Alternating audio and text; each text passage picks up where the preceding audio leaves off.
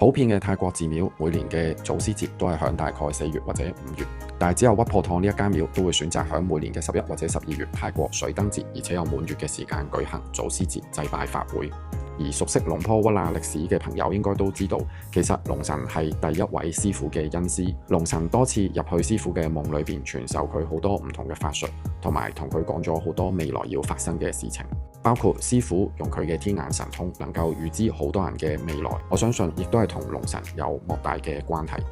而泰國人相信水燈節同埋龍神響好古老嘅時候已經有好深嘅淵源。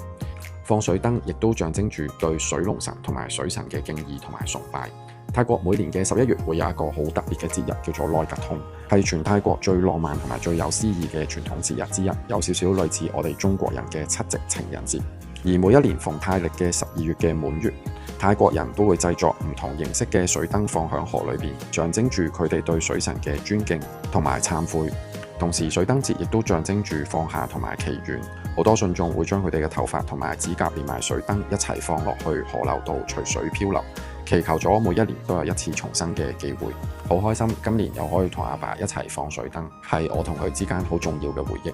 而且當日夜晚好巧合地仲有好罕見嘅月暈出現。